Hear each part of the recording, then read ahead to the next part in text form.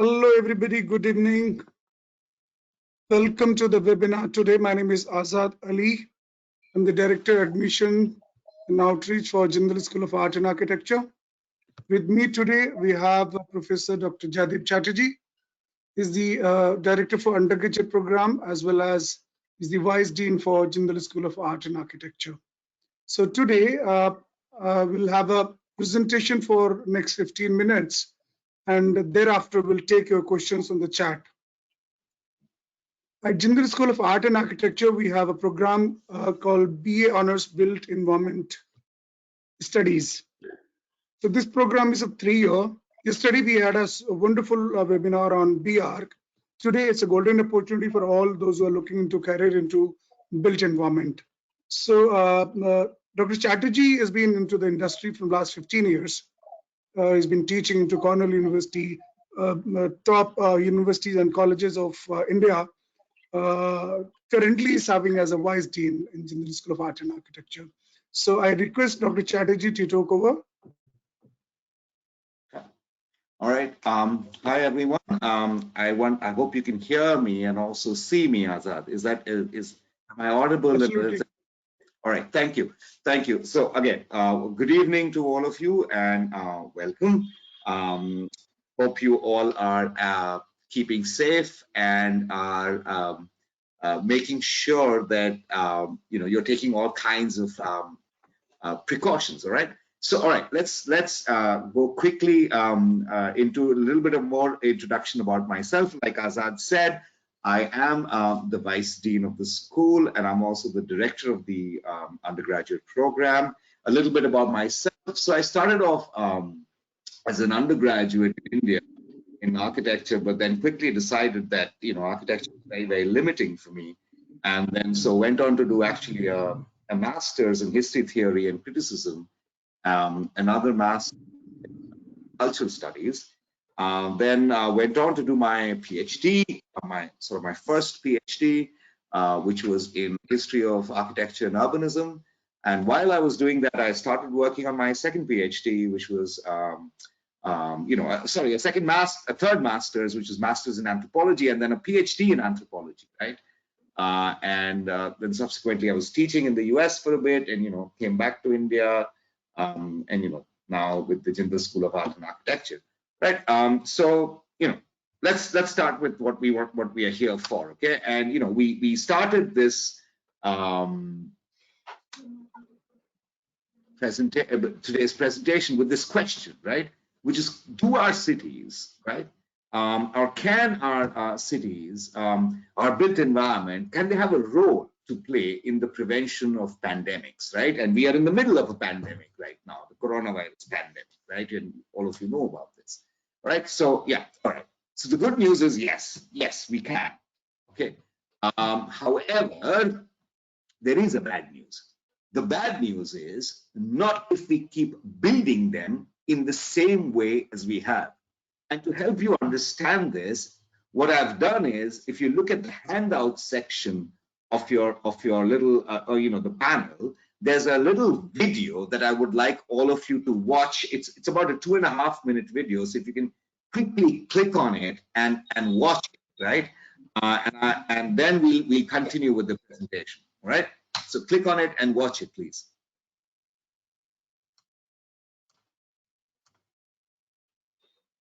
Urbanization presents South Asia with a big opportunity to transform.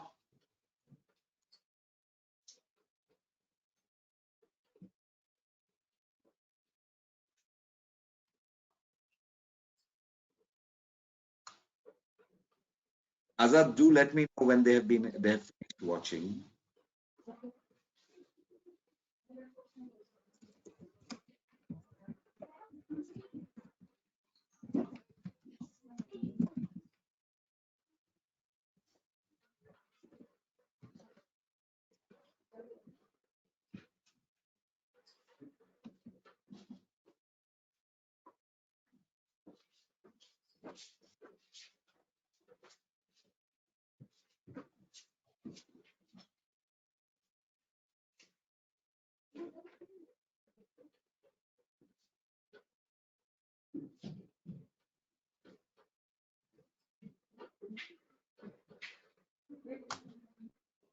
governments need to reform.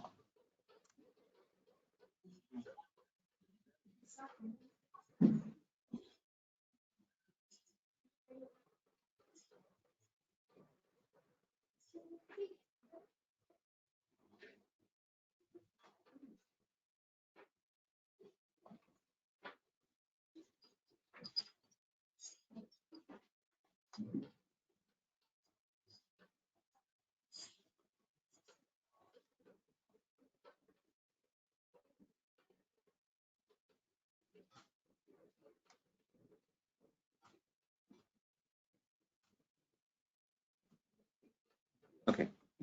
I'm hoping that all of you were able to watch that little clip that was, it's about 2 minutes long, right? So if you look at that clip, it makes a very interesting sort of argument, right? It says that what we have in India and in South Asia is this condition of what's called hidden and messy urbanization, right? What it means and why we have this is essentially because we are about the only countries in the world where we are going ahead and designing our buildings, our cities, our towns, our institutions, our infrastructure completely without understanding that the incredibly interrelated phenomena. Let me explain that to you with the help of this interesting diagram proposed by somebody called Stuart Brand. Now, what Stuart Brand says is, you look at our built environment, right? It is essentially like a system, like an information system, right? There is there's the layer of what is called stuff. Stuff means all the things that we use, so it's a car you're using, or it's a transportation system you're using, or it's this table you're using, or it's this laptop I am using at this point of time. All of these have a certain way and a system through which we use them. What this, our usage of them develops is something called the spatial system, right? Which is the next layer, right? And the spatial system means that the kind of spaces and the kind of places that are required for our usage systems are all of that. But of course, the spaces and the space layout is dependent on what's called the service system, right?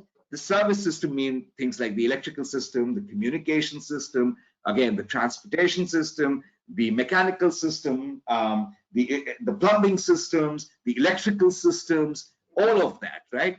Now, under that, right, comes the structural system of a city, right? So that's things like, the real sort of things which are held up, whether it's the beam columns, the nitty gritty, right? But below all of that is like the site, right? And by the site, it's not only the land, but the politics, right? The culture, right? Where you make a city, how it runs a city. Now, the problem, as you know, if you were able to watch the video, if you saw, is that in especially in our country, none of these layers talk to each other, right? So let's look at what happened in something like the pandemic that we are currently facing. All right. Now, typically, if you take another country like, say, Germany, for example, if you look at their statistics, they have about 34, almost 49,000 people infected right now. Which, the number of deaths is actually about what, some 250 or 350 or something like that. Now, why is that the case, right? The case is very simple, right? They did not have a lockdown like we do, not at all, right? But they had systems which worked in conjunction with each other. So the transportation system, the public safety system, the police system, the health system, the city infrastructure system, all of it worked together, right? But that's not how really things work in India, right? In fact, if you think of a city like Gurgaon, I don't know if any of you are from there, you will notice that this is one of the first cases in which the buildings were built, but all the infrastructure system like the metro, the mechanical, the plumbing, the communication system is all getting added later on. It's a complete reversal of how things get built, all right, elsewhere in the world, right? But why is that, right? One of the prime reasons for that, okay, is really because in India, we have one of the lowest numbers of qualified professionals, right, who work with what's called the built environment. All right, let me give you some statistics. If you take like a country like the UK, there are about 1.43 people, right, who are working on the built environment for every 100,000 people there, right? Even in an underdeveloped country like Nigeria, right, it's close to about 1.2%. In India, it's 0.23%. We hardly have any people who are working with the built environment directly, right? So if these are the kinds of problems, with which we started to work and develop this program at the JSAA, all right, so what is it that we figured? Well, the first thing we figured was like, what are the kind of skills that are required today and in the next 20 years to develop the built environments of the 21st century, all right? So the three kind of major skills that we kind of realized are required, right? The first is, skills required for design and management of infrastructure, right? So the transport planning, urban health, sanitation, smart cities, pedestrian-friendly environments, crowdsourced development, disaster mitigation, construction, waste management, all of that, right? Second, we need skills for those kind of people who work in what's called the public-private development sector, right? So, there's master planning, there's making policy about built form, there's guiding development, there's developing legal codes, there's what's called building community source projects, it's understanding development issues, managing housing and urban design, doing what's called building information modeling. The third kind of skills that are required are what are called analyses, the kind of analyses for our built environment, right? So we want people who can do ecological analysis of our cities, of our built forms, people who can do historical analysis of our sociological analysis of our built forms, the study human settlements, study how human and non-human ecologies interact, understand how digital reconstruction and digital technologies play a role in the built heritages and things like that, right? Now, so keeping all of these skills and the kind of things that are required, what we did was to start a kind of a one-of-a-kind BA program in the country that combines design curricula with the liberal arts and social sciences to produce unique professionals who can manage and produce the built environment of the future, right? So what we did was, this BA program created three pathways for it, all right? So the first is something called the architectural technology or infrastructure technology pathway. There's something called the interior environments pathways, and there's something called the urban environment pathways, right? In addition to this, what you get over here is a whole lot of minors which are a part of this, right? So there are about 16 minors which are created, right? So there's something like a real estate, a construction management, theoretical and historical studies of architecture and urbanism, development studies, systems and infrastructure, sustainability studies, law and public policy, economics, literary studies, and the list is there, right? So how does this really work? I'll give you a little bit of a kind of a feel of that, right? So let's say you join the BA program with a particular pathway. Let's say you take up the architectural technology or the infrastructure technology pathway, right? So what you do is you do your coursework is kind of a 60-40 division, right? So the 60% of it is all of this kind of a design input and all of that you get, a lot of technical design input, right? But then you combine it with a minor, right? So let's say you combine it with a minor like real estate management or economics or system and infrastructure or even computational design. And then what happens is, a whole lot of places and kind of a job market in the built environment opens up for you, right? All right, so let's say you combine it with a different set of minors, right? So you could combine, again, the infrastructure technology, but you combine it with something called law and public policy, or with sustainability and environment studies, and all of these are actually schools at the Jindal University, right? And then a whole different kind of jobs within the built environment become open to you. They could range from, product, so what's called projects director, or sustainable managers like building inspectors, infrastructure designers, city managers, waste managers. In fact, one of our students, he's working on, right? So he's doing the architectural infrastructural technology pathway, but is also working with law, and wants to do a master's in what's called waste management. Now, here's the interesting thing. India is right now one of the largest producers of solid waste in the world, right? We are, I think, number 3 after US, China, right? And do you know how many firms are actually managing solid waste in this country? Two.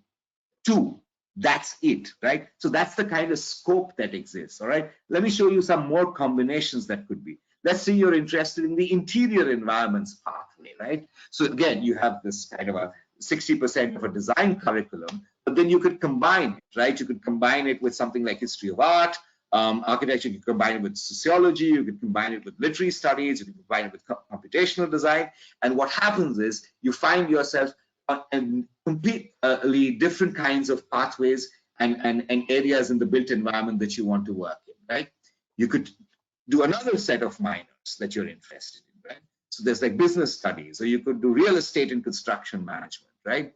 And then again, a whole different other set of things become open to you, right? And let's look at the sort of the last pathway, which is the urban environments pathway, where you do things like space design, you do system design, you do community planning, you do what's called geoinformatics, which is essentially geographic information systems, and all of that, right? You develop, you do what's called development policy, governance studies, right? Let's say you combine it with, again, with sociology, right? What are the kinds? So you become civil city managers, development professionals, right? Local government officers, right? You become what I call community and regional developers. You become self-employed urban designers or contractors, right? What if you combine them with something like systems or infrastructure or environmental studies, right? What happens then? Again, you become what's called smart cities consultant. You become transportation planners. You become environmental managers, sustainability consultants, planning and development surveyors. You see, folks, thank you for coming. Why are we doing this, right? What is our aim?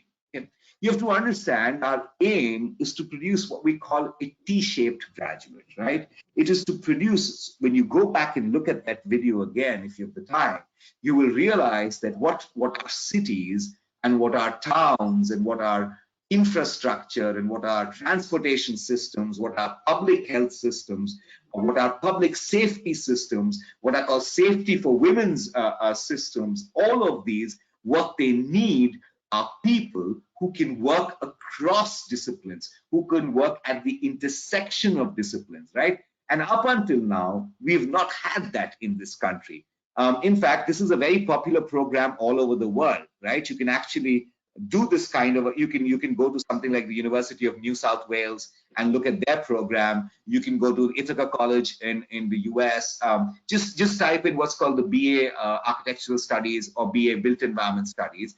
This kind of a program is very, very popular in the world, but has never been there in India, because we've had this way of studying, which we still think, oh, it's an engineer who can do this. But really, an engineer cannot do this, or an architect cannot do this. Why? Because they are not trained across disciplines, right?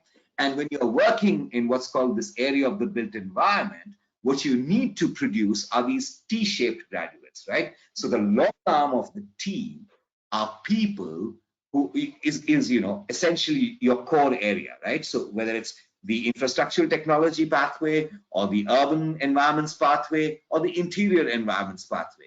And the T, which extends out like that, is essentially the kind of minors or the other disciplines, that you will reach out to and become this kind of a unique professional. And the idea is also all of the coursework is so flexible that each one of you is able to take your own paths and develop yourself. All right. So I'm going to stop there and take some questions if you all have any. All right.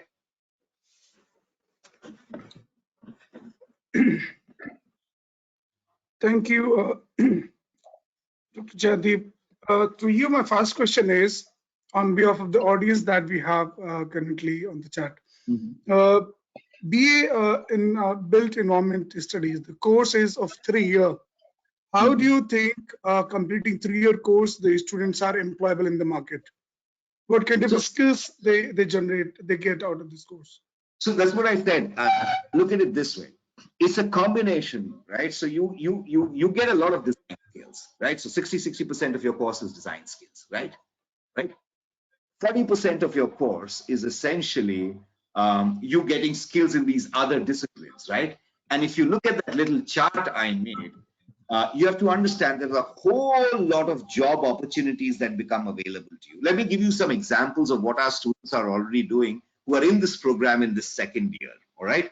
Now, there's one student who I already mentioned, right? What is he doing? He is actually doing a dual degree, right? He's doing this BA honors, but he's also doing a dual degree in law. And his idea is to go and actually work with the World Bank to develop legal codes for how cities can be made. You see what I'm saying? These are the kind of jobs that become open for you, right? So it's not the regular designer's job or it's not the regular economist's job. It's what's called an interface like a interface intersectional jobs, right? There's another student that I can mention, who, for example, has taken this course and is doing a minor in sociology and is becoming very interested in working on digitally reconstructing buildings and cities, for people to look at online, right? So it's all kinds of different things are opening up, right? We have students who are very interested in the question of computational design. They are doing this kind of a course and beginning to work with the gaming industry to try and help them design environments. Do you see? Those are the kind of things that students will get into. So the built environment students are clubbed with BR student too while you're teaching them? Yeah, the foundation year is common for everyone. The foundation year is for everyone. And after that, you actually make a choice, right? So you kind of decide, what is it that I find interesting? Do I want to work at the interior pathway, right? Interior environments. Do I want to work on legislation for how interior environments should work, right? So you're talking about health safety issues here, right? You're talking about fire system issues here, right? You're talking about communication systems in interior environments here. You're talking about what's called public safety in interior environments here, right? So somebody could want to work at that at the interior scale, right? So then you would take the interior pathway and start working. Now, somebody else may want to do this at an urban scale, right? Looking at it at the scale of the city, looking at it at the scale of large institutions, looking at it at the scale of small towns, and looking at the scale of villages, right? Provincial town, right? So then, in the second year, you kind of decide that, okay, I want to take the urban environments pathway. Now, somebody else may be very interested in the infrastructure part of things, right? In what's called the architectural technology, right? So is getting more interested in how does transport planning work, right? How does waste management in a city work, right? How does the lighting system in a city work, right? How does public health and safety work, right? How do these things work? So that they are the ones who in the second year kind of make a choice to go in the infrastructure technology pathway, right? Great, great. So during these 3 years of undergraduate program, how many live projects and the internships we offer our students? That's interesting. That's a great question. Actually, one of the things that's a unique thing about JSAA is that from the first day, we work on live projects. All of our students, whether it's the BA students or the architecture students, everybody works together on live projects. Let me give you an example, right? So our first year foundation year, one of the things we are working on is developing a complete eco farm right now, right? And this is in Sonipat, right next. It's about 10 kilometers from where the university is. And what we are doing is we are working with the local community in the Jatheri village, right? And we are developing a unique eco farm where we expect people from the city, but also people from the village to come and learn about how to do organic farming, how to do local produce work, right? Also developing local building techniques, right? And so what we are doing is we are making this prototype for the community, right? And then getting into an interaction with the community.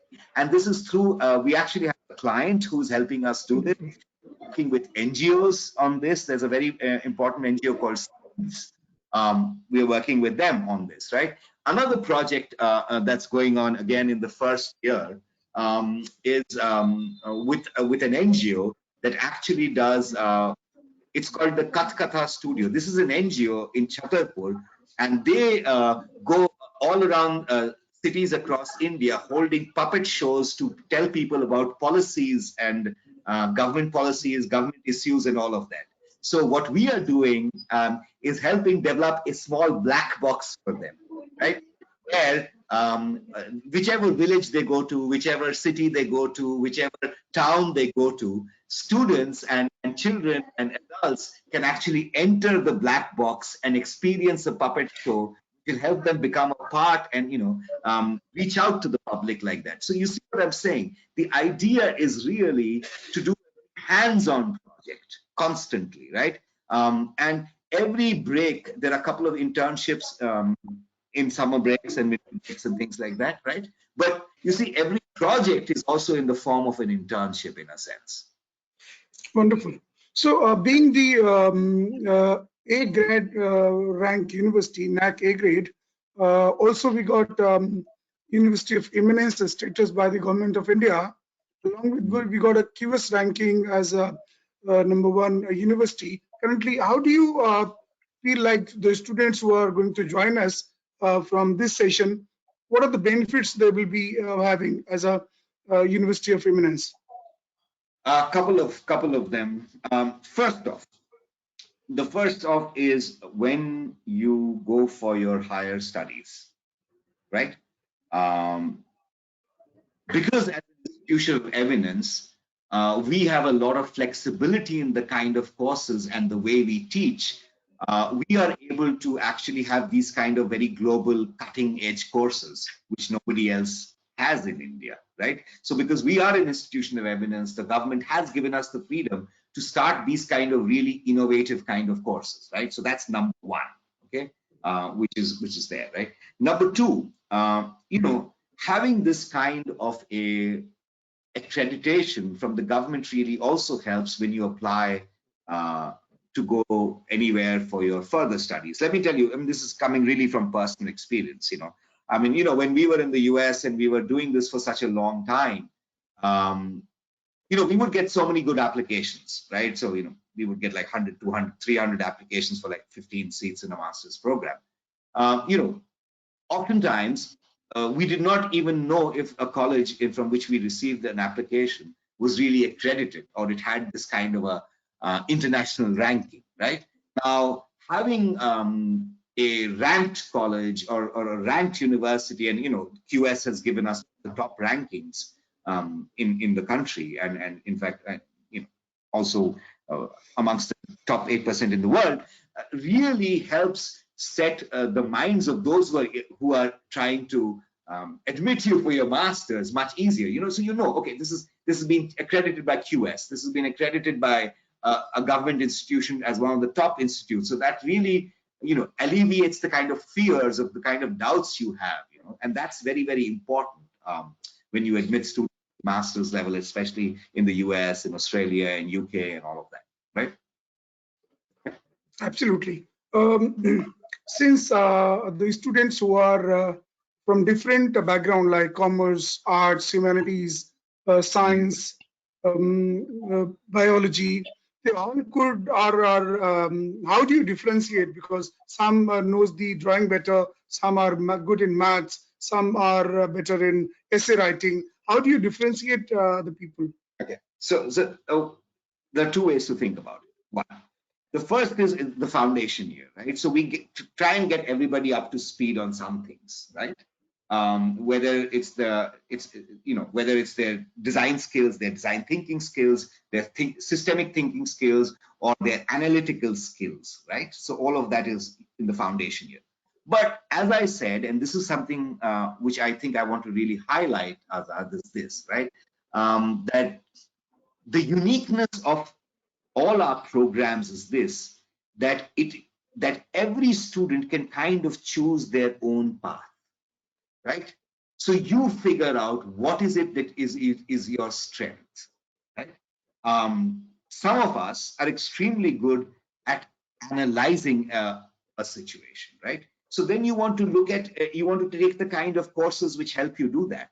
Some of us are very good at doing policy work. Some of us are very good at doing legal work, right? That's why the course is designed in a way that each student takes their own path, right? So between 16 minors and 3 pathways, we are looking at about 400 choices for you to choose from. Absolutely. So every student who comes out is a unique student, right? Which is why placement is never an issue. We are not producing 40 students who look exactly like each other. You see what I'm saying? Right? So if you, Absolutely. Azad, you will graduate with a completely different set of skills because of the kind of combinations that you take than me, who will take different kinds of combinations. Do you see what I'm saying? Absolutely. Absolutely. Thank you. Great. Few students have a questions related to the admission process. So Sure. let me brief a little about here. You need to apply going to our website, jsaa.edu.in. Mhm. After your application has been submitted, we will review your application to accept it. Once your application is accepted, we'll take you to the round 2, which is your personal interview. Once your personal interview is qualified, we'll ask you to submit your JSAT score, which is Jindal Scholastic Aptitude Test that you can take before 31st of July and submit before the session begins. Before that, based on your interview, we will be able to offer you the conditional admission at Jindal School of Art and Architecture.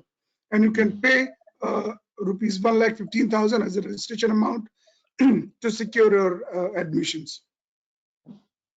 Another student is asking about the hostel facility.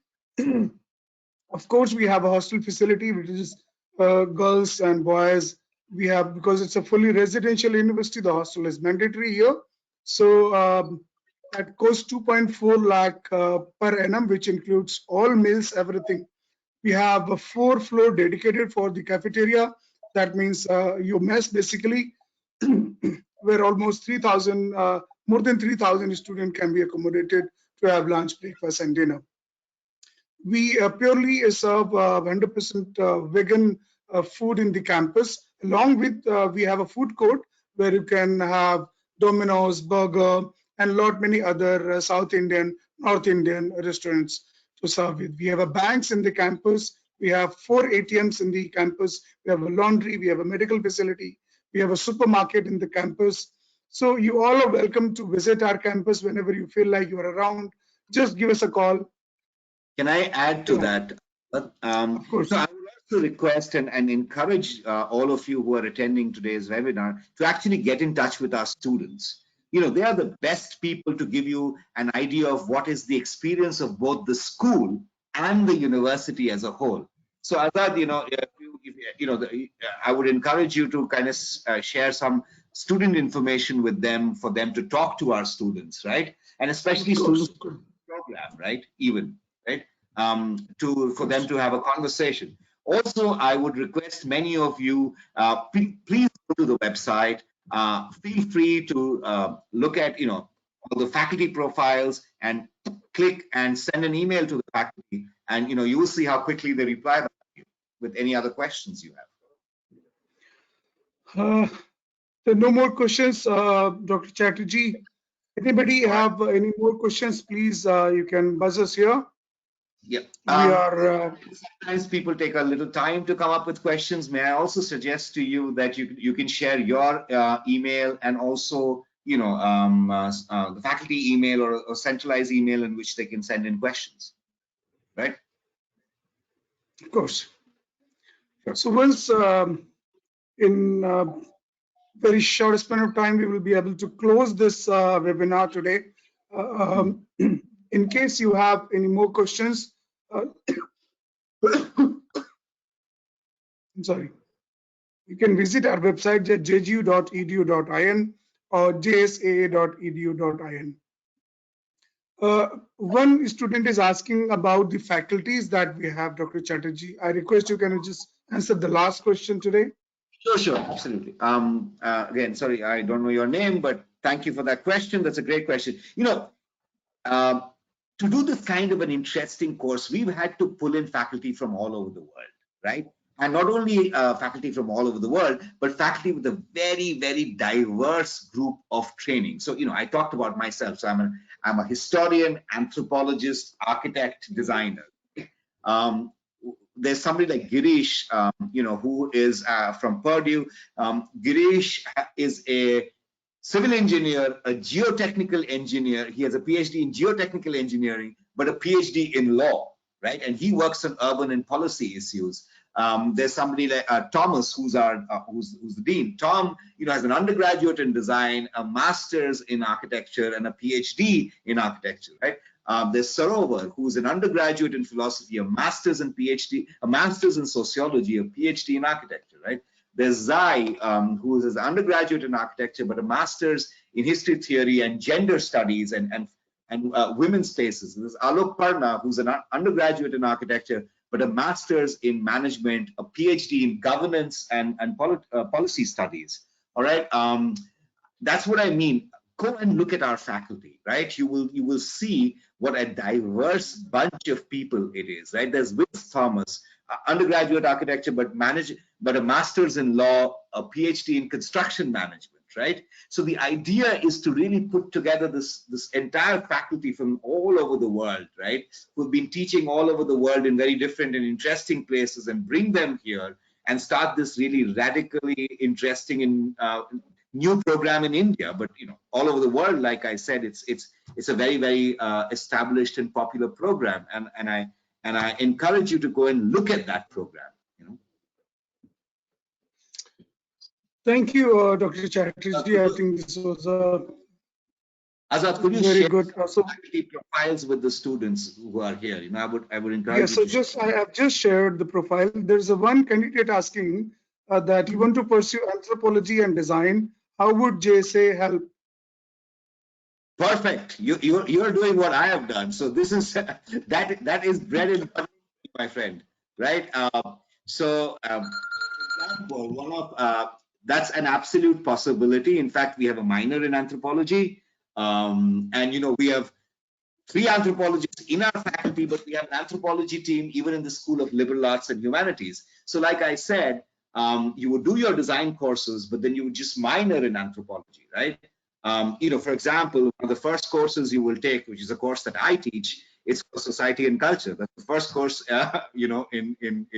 in your foundation year, right? And so we've got a plan to see, because one of the things which is very interesting, and which is also a course that you can go in for your master's later, is at the London School of Economics. It's called the Sociologies of the Built Environment program, right? So we are actually doing something very similar like that here.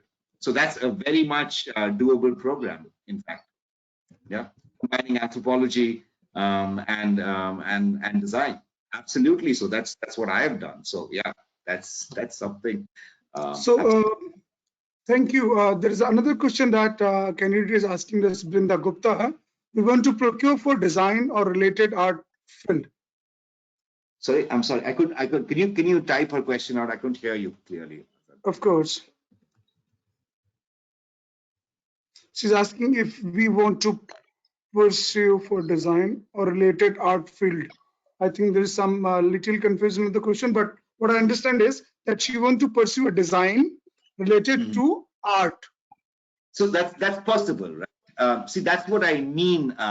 Brinda, you said her name was, right? Brinda. Yes. Brinda, to understand this. See, the way this course is structured, the idea is to help you develop your skill, right? So do you want to, so you could potentially do a major in one of the design and do a minor in art. So you could do a minor in art practices and going for museum design, museum curation, right? Going for event curations, right? Or you could also do a history of art minor, right? So you could do an art practices minor, but you could also do what's called a history of art minor. That's also a possibility, right? So that's what I'm saying. There are a lot of interesting combinations, right? Azad, maybe it might be a good idea to share with some of the students these kind of combinations that are possible. Of course. Take their address and we can show them this kind of combinations that are possible. Sure. But any other questions, folks? We do not have any more questions. We are still okay. Great. I just shared with you guys about the virtual tour of the campus in case you want to have a look and want to understand how the campus looks like. If you want to visit our faculty profile, I just uploaded their details on your chat. If you have any more questions, you can directly get in touch with me here. I just message you my contact details. That's azad@jju.edu.in. Along with that, you can call me at 8930302097.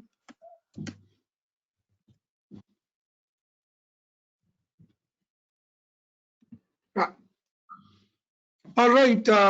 Thank you so much, all the audience here. We are really grateful that you spent some time. Thank you so much, Dr. Chatterjee. It was a wonderful session with you today. Look forward in case we get more requests to repeat this session. Anyways, this session will be available offline so to you through email as well as the WhatsApp. Thank you so much. Take care. Bye-bye. Bye, everyone. Bye-bye. Bye-bye.